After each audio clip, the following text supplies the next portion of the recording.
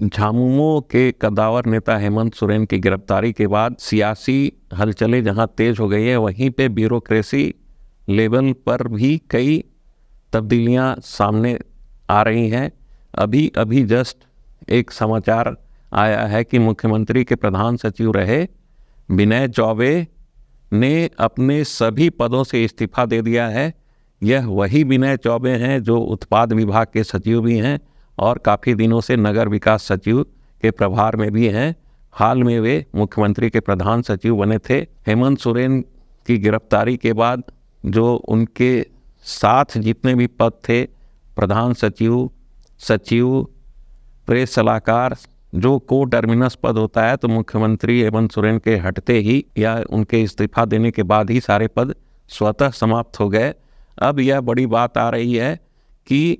IAS विनय चौबे ने अपने सभी पदों से इस्तीफा दे दिया है। इस संबंध में उन्होंने राज्य के मुख्य सचिव एल ख्यांगते को एक पत्र लिखा है कि उन्हें सभी पदों से मुक्त कर दिया जाए। उन्हें अब यह भय सताने लगा है कि कहीं ईडी की जो गाज है अब उन पर न गिरे, यानी उत्पाद नीति लागू होने के पीछे जितने भी लोग थे, अब ईडी की गाज उन पर गिरनी तय मानी जा रही है। ईडी राज्य में नई उत्पाद नीति को लेकर पहले भी कई जगहों पर छापेमारी कर चुकी है। इसमें योगेंद्र तिवारी समेत कई लोगों को हिरासत में लिया जा चुका है और ईडी की जो टीम है वह छत्तीसगढ़ में भी उत्पाद सचिव विनय चौबे और तत्कालीन उत्पाद आयुक्त से पूछताछ कर चुकी है। अब ईडी ने झारखंड के उत्पाद विभाग के संयुक्त सचिव रहे गजेंद्र प्रसाद सिंह समेत अन्य अधिकारियों को तलब किया था, जिसमें इन लोगों ने ईडी के समक्ष उपस्थिति अपनी दर्ज नहीं कराई थी। यानी झारखंड में जिस तरह छत्तीसगढ़ शराब घोटाले का कनेक्शन सामने आया था, उस समय उत्पाद सचिव विनय चौबे ने यह कहा था कि नई उत्पाद नीति के लागू होने से झारखंड के रेवेन्यू में काफ़ी बढ़ोतरी होगी और उस समय कतिपय कारणों से जो नई उत्पाद नीति बनाई गई और उत्पाद नीति को लेकर ईडी ने जो छापेमारी की थी, जिसमें राज्य के वित्त मंत्री रामेश्वर उरांव के आवास में भी छापेमारी की गई थी और योगेंद्र तिवारी समेत 3 दर्जन से अधिक ठिकानों पर छापेमारी की गई थी और उसमें नगद राशि समेत कई बहुमूल्य दस्तावेज बरामद किए गए थे। यानी जिस तरह से जनवरी 2024 में ईडी की टीम ने छत्तीसगढ़ में 70 लोगों पर एफआईआर दर्ज किया और कहा कि वहां पर 2100 करोड़ का शराब घोटाला हुआ है, अब उसी राह की अगली कड़ी झारखंड है, जिसमें उत्पाद नीति को बनाने वाले Chhattisgarh state marketing corporation limited के जो एमडी रहे थे एपी त्रिपाठी समेत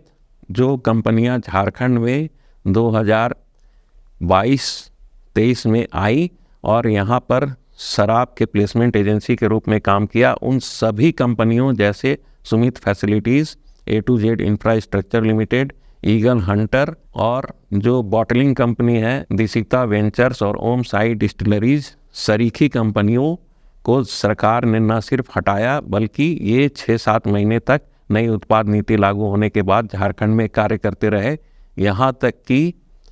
जो लोगो बनाने वाली कंपनी थी प्रिज्म होलोग्राफी, उसका भी दफ्तर Jharkhand state beverage corporation limited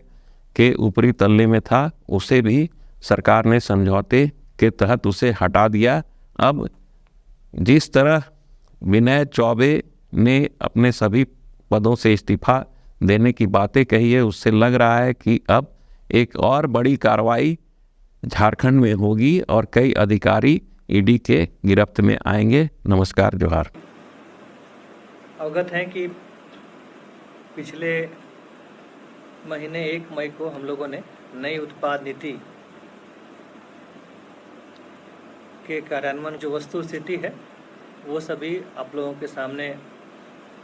प्रस्तुत करने के लिए हम लोग आज यहाँ इकट्ठा हुए हैं। पिछले 1 महीने में उत्पाद विभाग के